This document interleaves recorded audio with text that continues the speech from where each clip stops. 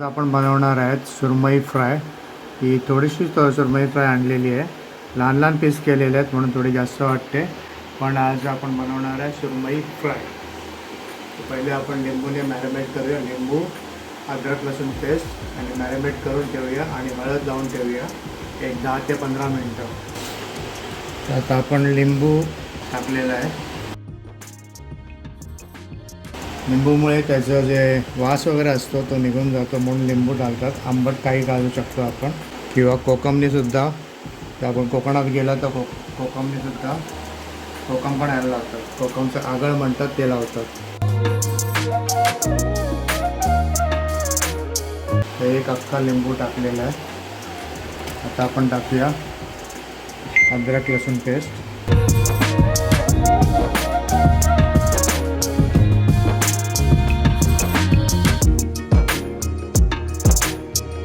एक चम्मच मीठ घातलेलं आहे, आपण हळद घेतलेली आहे आणि मिरची पावडर।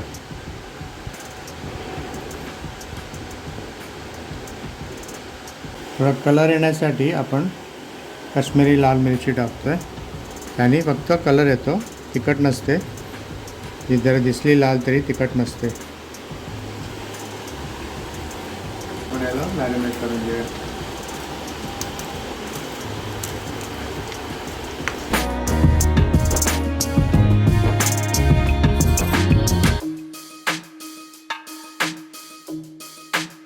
हे क्रिस्पी होण्यासाठी आपण तांदळाचं पीठ घेतलेलं आहे, ते फक्त कोटिंगसाठी नंतर आपण वापरूया फ्राय करताना।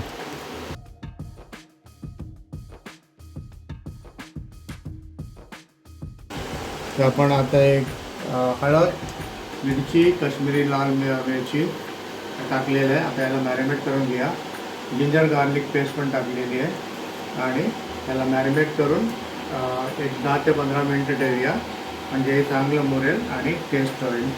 मीठ पण टाकलेलं आहे आणि हे तांदळाचं पीठ आहे, या तांदळाचं पीठ फक्त वरती कोटिंगसाठी ठेवूया, ते नंतर फ्राय करताना करता येईल कोटिंग। हे आपण आता 10 ते 15 मिनटं ठेवूया।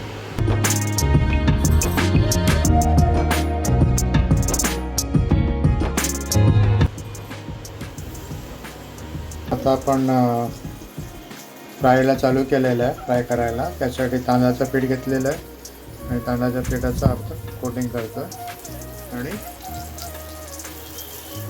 तेलामध्ये आता फ्राय करूया।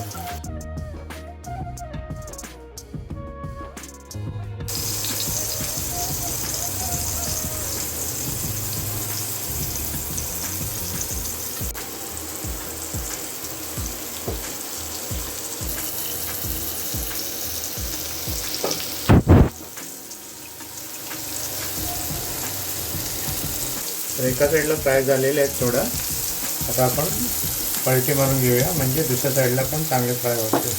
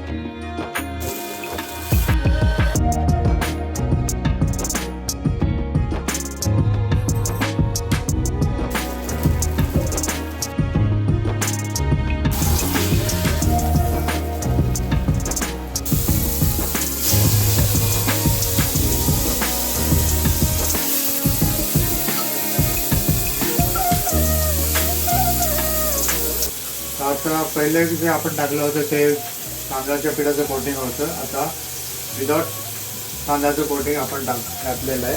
बिना कोटिंगचं कसं होतं.